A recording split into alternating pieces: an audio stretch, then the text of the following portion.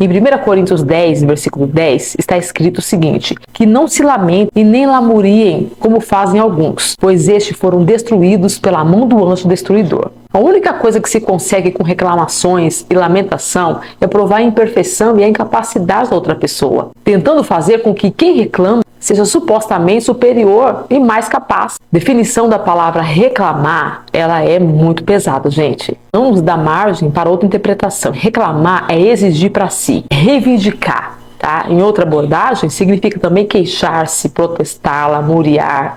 Então, infelizmente, existem muitas pessoas que pautam a vida por reclamações e cobranças, e isso é desenfreado. Essas pessoas criam para si uma existência carente, pobre e medíocre. Na Bíblia existem muitos relatos do poder das palavras proferidas por pessoas, mas mesmo assim muitos cristãos continuam com essa imprudência verbal, usando palavras de reclamações e lamúria como uma faca empunhadora que quanto mais tentam pegar-se para usar, mais se ferem. Agora pense, o que ganha uma mãe apontando constantemente e frequentemente os erros do seu filho, reclamando deles o tempo todo? Como é que o filho se sente tendo apenas seus erros apontados? Existe algum ganho nessa situação? A não ser do filho perceber que a mãe é capaz e inteligente e ele é exatamente o inverso disso. O que ganha um funcionário quando o chefe o humilha frequentemente e aponta suas falhas? Nessa situação, o chefe se lamenta, se vitimiza por causa do funcionário. O chefe culpa o funcionário pela falta de crescimento da empresa, em vez de assumir a responsabilidade pelo que acontece.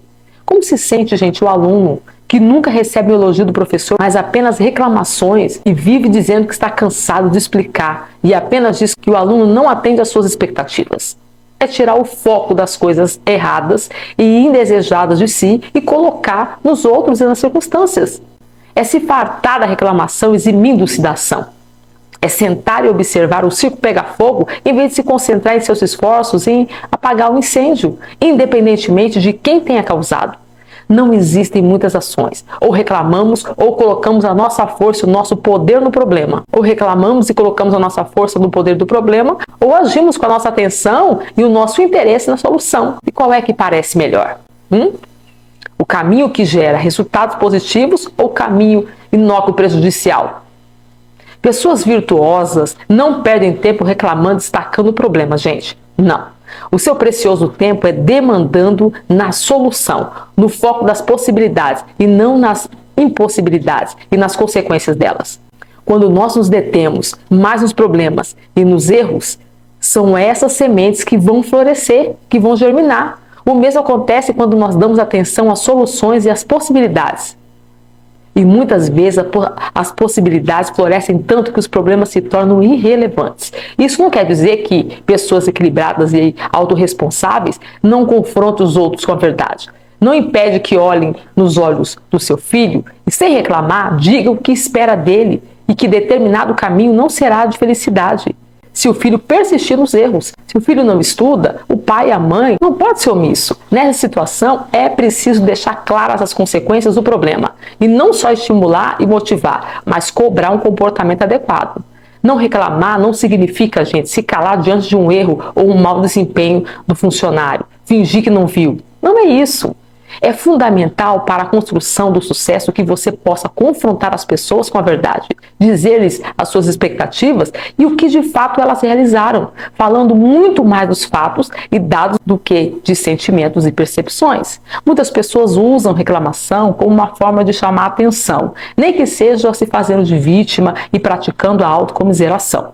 Um chefe que reclama da equipe cria o quê? Um cenário para poder tirar a responsabilidade dele, colocando-se como refém da equipe, quando na verdade ele é o responsável por recrutar, treinar e gerenciar as pessoas. Da mesma forma, o pai e a mãe que reclama do comportamento do filho. É o mesmo que iniciar um processo em que a responsabilidade vai para a criança, esquecendo-se de que foi os pais que não educou o filho. A criança é resultado, é fruto do que recebeu dos pais no ambiente proporcionado por eles.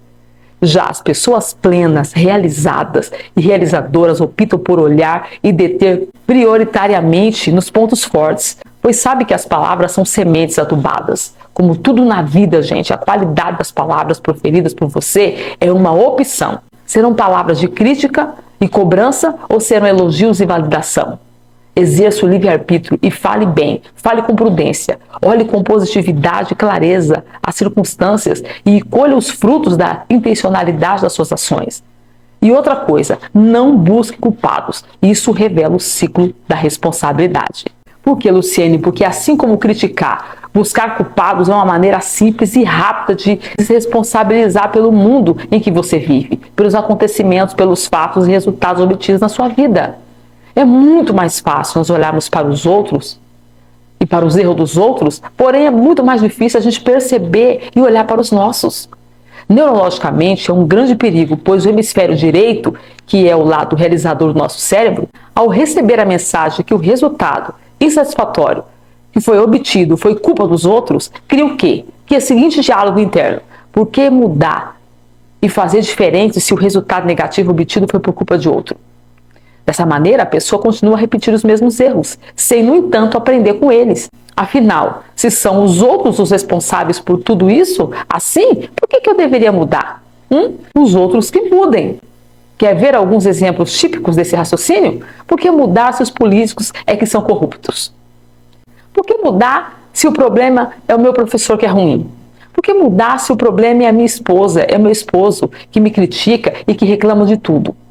Por que mudar se o problema é minha equipe, é o meu líder, meus liderados? Por que mudar se a justiça não muda? Enquanto você não abolir essas justificativas e desculpas intelectuais de sua vida, nada vai mudar. Por que se capacitar mais, fazer novos treinamentos, se o problema e a culpa dos meus fracassos são dos outros? É muito mais fácil criticar. É muito cômodo falar do cisco nos olhos dos outros, que nos impede de ver a trave que está nos nossos olhos. Quando paramos de criticar, nosso foco passa a ser a solução e não o problema. Nossa mente subconsciente passa a se responsabilizar pelos acontecimentos. Decisões e atitudes se tornam mais acertadas, mais proativas, mais maduras e, finalmente, mais produtivas. Experimente colocar em prática. Ao invés de criticar, de procurar culpados, dê uma ideia.